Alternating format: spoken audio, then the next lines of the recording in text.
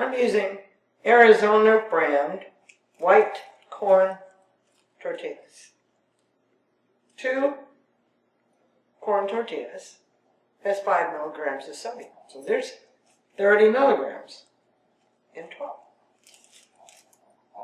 I'm going to end up with 96 chips.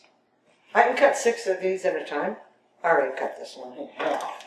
Then, my scissors, cut it in 4ths, cut it in 8ths. Got these cute little triangles, like that. Then, to stick them on your baking sheet, you don't want to overlap them.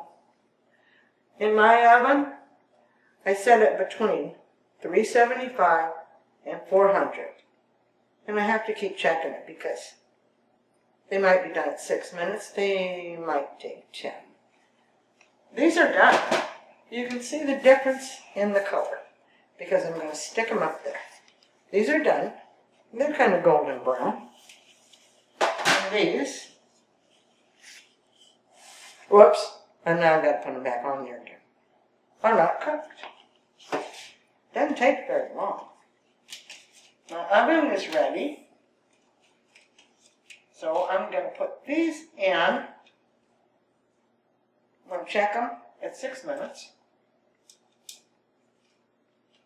We end up with 96 chips. Use them in dip.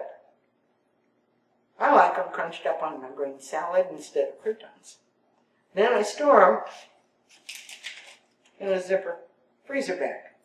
Keeps them fresh. I don't know how long these are going to be good because all 96 of them seem to leave in 4 or 5 days. Good addition to your meal.